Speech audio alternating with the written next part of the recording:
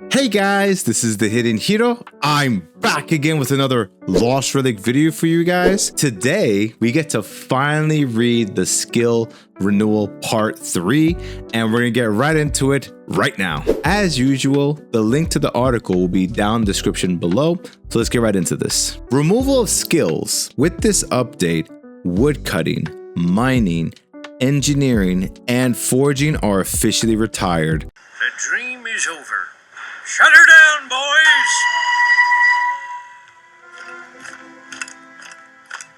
But fret not, everyone. All XP earned in these retired skills has been transferred into a brand new infinite leveling system, Prestige. Level 70, the new maximum. Wait, what? Really? Level 70? For a long time, we've rolled with level 120 as the max cap, even though there was never enough content to justify such a high ceiling. Even before the first skill renewal, where we lowered, for example, Transcendent crafting from 75 to 85 and 50 to 59, there were already large empty gaps. To sum this up, basically they had to readjust the level cap because 120 was kind of like a placeholder until actual more content came out.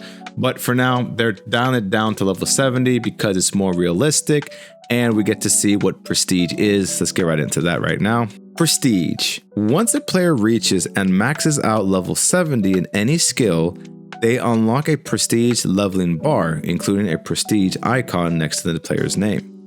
So these are the prestige level scaling, and I guess it always increased by 25 mil XP, which is a lot. And here are a few examples. Basically, if a player is combat level 45 but loves cooking like a true sous chef, so they max cooking to level 70, that unlocks prestige, and every fish cooked after contributes to the prestige XP. A player has max combat to 70, but doesn't like gathering or production. All combat gained from that momentum onward contributes to prestige XP. A player is a real grinder except production, and max combat, fishing, scavenging, XP gained in any of those skills contributes to the prestige XP. A player is an absolute machine, max everything like an owl that can't get tired. Every single bit of XP earned goes into prestige. So basically I was right that character XP or the skills actually works out into the leveling of prestige, which is great to know. Ascendent Orb and Perks. The first time a player unlocks prestige, they'll receive an Ascendant Orb. This orb lets you choose a prestige perk, a real trophy for your effort, which unlocks weekly rewards.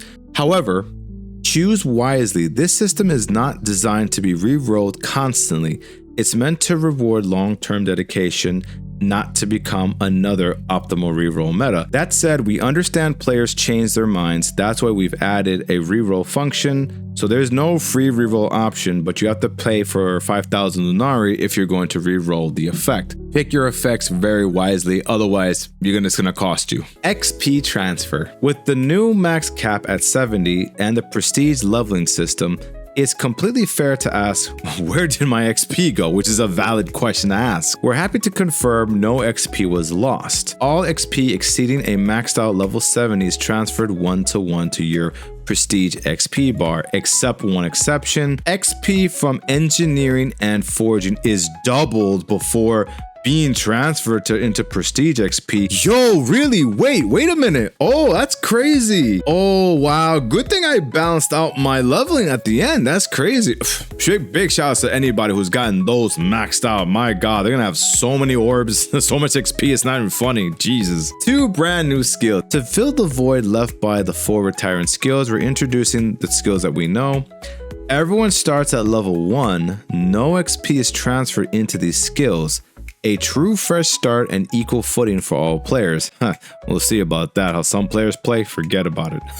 TitanFall. With the introduction of Soulcraft weapons, armor, and tools, we're pushing that era one step further. Every player can now work towards earning their own unique Soulcraft combat augment artifact. This system is simple and rewarding. Every completed Colossi encounter grants TitanFall XP. You'll earn 10,000 XP per encounter. Well, that's a lot. Once a player reaches level 10, they unlock the base version of their Soulcraft combat augment. This artifact is designed to help newer players push further into Colossi justify content. In a world where most players will realistically sit around legendary weapons and not always have perfectly optimized artifact setups, this augment provides a meaningful power boost, especially when combined with smart potion use. That said, veterans won't want to ignore it either.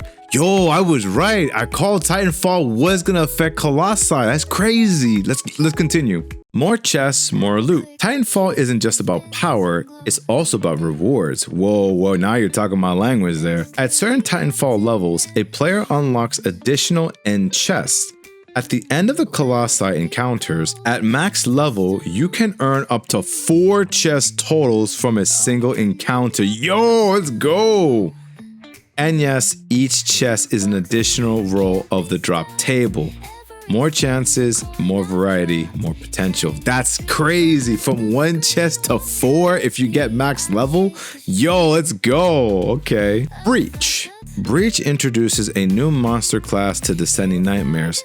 Custodians, each with their own unique drop tables. How Breach works. At level 1, you'll see Sentinels spawning. Defeating Custodians grant Breach XP, allowing you to level the skill and unlock stronger variants. As your Breach level increases, so does the tier of the Custodians you encounter. Each floor features its own Custodian type, meaning you'll need to push deeper into the Nightmare to find stronger enemies, better loot, and more XP. Terror Descent, Descending Nightmares, and Descending Hellfire all have their unique quantity of Custodians. Browse through the Codex of Mastery to find out more. A new currency, Axiom Sigils. Custodians drop a brand new currency, Axiom Sigil.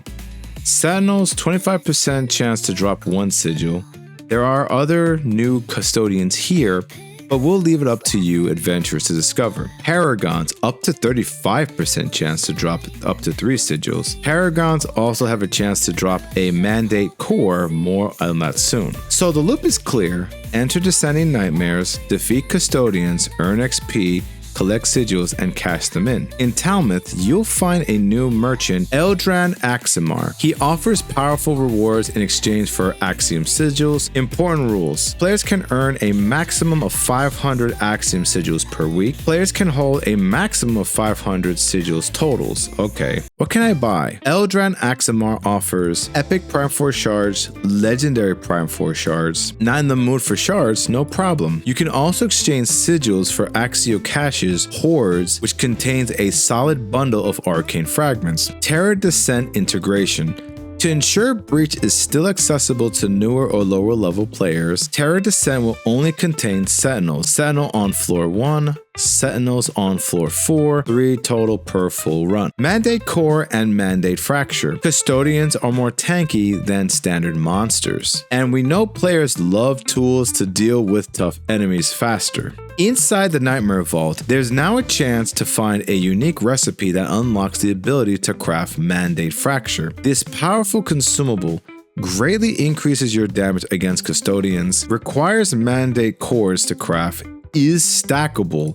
If you plan on pushing deep into the Nightmares, this one will be a game changer. Really, that is gonna be nuts. Okay. Echoes of Time's Reworked. Echoes of Time was meant to break up the monotony of regular adventures grinding. Instead, it turned into a weekly chore rewards with little leaderboard competition, which removed the fun we envisioned. Maybe it would have thrived with a larger player base, but for now, we've decided to revamp the mode. Here's what's changed. Echoes of Time now has its own unique entrance. The 4 Inverden adventures now function similarly to Talmouth Adventure Pass. Gear is now capped at Legendary. There are now 3 weekly goals, each with its own rewards. You must still complete the run within the time limit to finish weekly goals. Leaderboards have been removed. Entry requires a key costing 5,000 gold. There are some cool, unique features in this mode, which we'll let the community discover. Valdrath Highland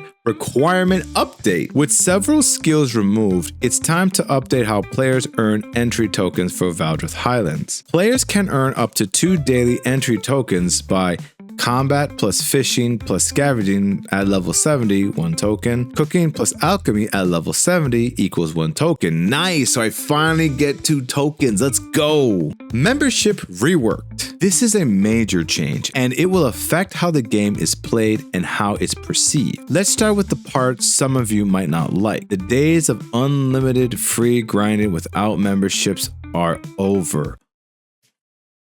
What? Oh my, wait, what? Before jumping to conclusions, let's explain exactly what this means and why we made this call. Free access and early game. Every new player has unlimited access to the game until reaching combat level 10. We believe this gives more than enough room to explore, experiment, and understand what Lost Relics is about before any limitations come into play. Once a player reaches level 10, the system shifts to daily actions. So let's see what this is about. Daily adventures. Adventures are where you travel into instances outside of town. Anything started from Caverns of Paths, Enchanted Island and Fragment Island, Echoes of Time, Terror Descent and Descending Nightmares and Descending Hellfire, Frostfall Siege and Frostfall Supremacy, Guardians Arena and Colossi Encounters, any future such unique gameplay modes we add in the future. Level 10 to 19, players with a combat level between 10 and 19 receive 25 daily adventures per day. That's a lot. 25? Whoa. That's still a very generous amount of playtime, especially when compared to demos or free trials in other games. It allows players to continue exploring, progressing, and learning without immediately hitting a hard wall. We've also lowered the combat requirements for Inverdent to level 15. Wow. This means players can experience the full potential of the game much earlier, instead of grinding their way to level 40 just to unlock the fun. Level 20 plus. From combat level 20 and higher, players receive 10 daily adventures per day, capped at 5 days per week. This means players can still complete up to 200 runs per month completely free. That's crazy generous. Some may see this as a nerf. However, our data shows that most heavy free-to-play grinders are primarily extracting value rather than contributing to the game's economy. Left unchecked, this creates unhealthy economic pressure over time. Many players who buy their first membership are able to sustain it much more easily afterwards, either through gameplay or by purchasing discounted follow-up memberships using Lunari bonds they earned. Rarity can't remove from Caverns of Past Adventures. So why all these changes? One major reason is that this system finally allows us to remove the rarity cap on adventures. Yes, you read that right. For example, you can now bring legendary gear into rare adventures and bring your transcendent weapon into common adventures. Please note that special game mode adventures such as Echoes of Time, Guardians Arena, etc. still have rarity requirements in place. Why we did this? Players own their gear. Whether you earned it through endless grinding, smart trading, lucky drops, or by depositing engine, it's your gear. Losing access to it when your membership expires never felt right. You can use your gear freely until your daily adventures are used up. High tier gear finally feels valuable. Some players don't enjoy the pressure of mythical or transcendent maps, but love relaxing, efficient grinding. Bringing stronger gear into lower tier adventures enables that. Others simply don't excel at high intensity gameplay. Stronger gear helps bridge that gap. Real power progression. This is the big one.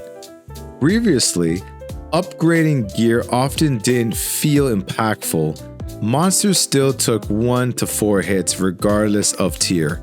Now progression matters.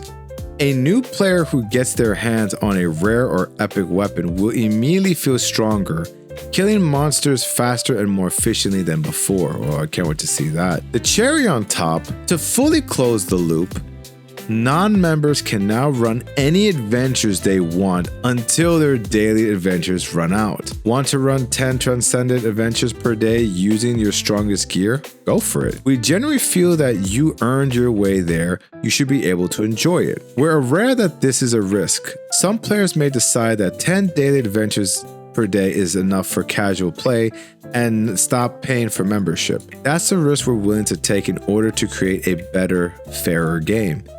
That said, we've added a few safeguards. Non-members cannot extract collectibles above uncommon rarity. You can extract as many uncommon items as you like, but nothing higher. This means a non-member could run Mount Okep, find a Transcendent Fortune Vault, and not be able to take it out. Oof. My heart would go out to that person, but goddamn, that would be awful if that ever did happen.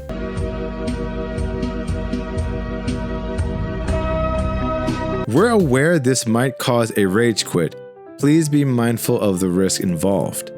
Play it safe and unlock membership instead. Non-members cannot produce items above common rarity. All other existing rules remain in place.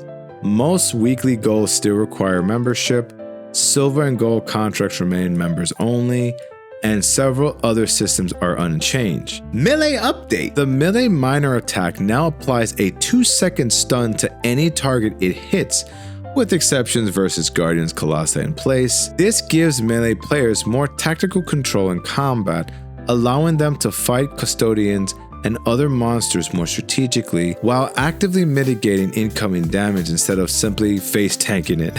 Small change, but big impact for melee play. New beginner quests. When we previously updated how gathering works, we didn't have a great way to properly introduce those changes in game.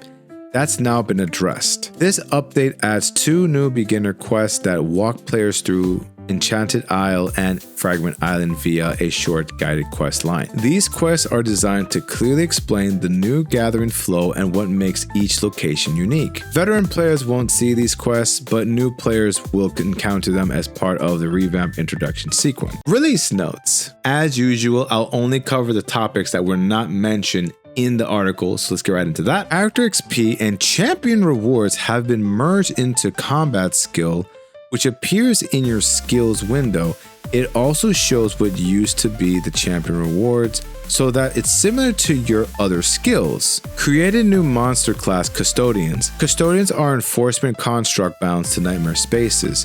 They exist to contain, correct, and reclaim breaches in controlled environments. As players' mastery of breach increases, stronger custodians are drawn forth. Keep an eye out for sentinels, magistrates, oath bearers, reclaimers, extractors, and paragons. Completely changed how Echoes of Time works. There's now a completely new map. Monsters that spawn are rotated every week, randomly, requires a single Echoes of Time key to enter. Brand new weekly goals have replaced the old leaderboards. Champion Rewards side menu item has been changed to a new Prestige side menu item, and rewards have been updated to align with new max. Emerald Crossing now requires level 14, while Inviden requires 15. Added a new setting toggle that will allow you to save cosmetics to your loadout. Yes, finally! Oh my god! Yes, finally! I've been asking for that forever. When on, you'll be able to save different outfits, pets, morph, etc. with each loadout instead of sharing them across all. Added a new quest configuration screen, allowing you to toggle the visibility of active quests from the objective tracker. The old character XP bar at the bottom of the screen will auto-update once you earned enough prestige into a prestige XP bar. Yo, let's go! Your character level that displayed in the top left will auto-update to show your prestige level once you've achieved Prestige level 1. Rename Titan Takedown and its variants to Guardian Takedown to ensure no confusion with the new skill being called TitanFall. Change how you received combat XP so that it's only given as a single total amount when you complete the adventure rather than for every little monster you kill. Change Invisibility Potion to a potion that grants immunity to Energy Leech. Swap 10 to 1. Added unique drop table to Bombardier bombs and add him in every adventure. Well, that's interesting. Added torches, quail eggs, flax of mead, empty bowl, etc. to bartender. Revisit all drop tables for adventures.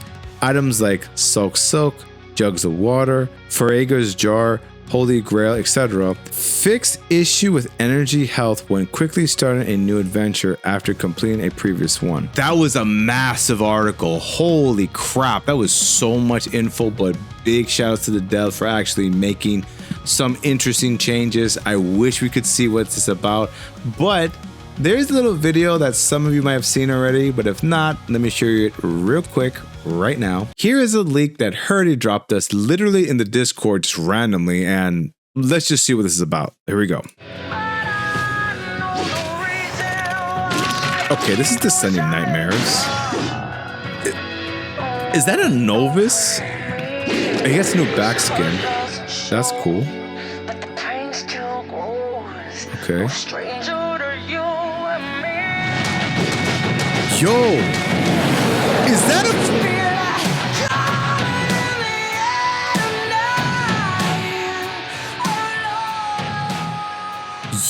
Yo, is that a freaking dragon? Okay, so that's the very first monster we showed last week, which was that weird looking crawling on fours, whatever that is. Like I'm assuming that that's the Sentinel, maybe. Then we have, okay, I don't know what that creature looks like. Some Wolverine kind of, some thing that scratches you, I guess. So there's that. Now this is crazy. We got like an ogre looking dude with the shield. And he just looks, he looks like that green giant guy that we used to fight, but like he has armor now. But again, these are custodians now. What am I even looking at with this guy? I can't even tell. Some hammer dude. And now this is the most insane thing. We got a freaking dragon finally. After 5 years of me playing this game, we finally get a mother effing dragon. Holy cow. Look at that. Look how rapid fires everything. It shoots faster than the demonlings. Look how it's like a freaking machine gun, dude. I love the leak, and I also love this new information we got from the blog post. So let's hope this update kicks butt, and when it's finished in probably in a few hours, by the time this video is done.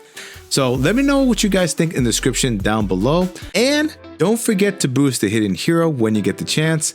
That's the video, guys. I hope you enjoyed it. If you're new here, be sure to hit that like and subscribe, and hit that bell icon too for more Lost Relic news, events, and the weekly loot.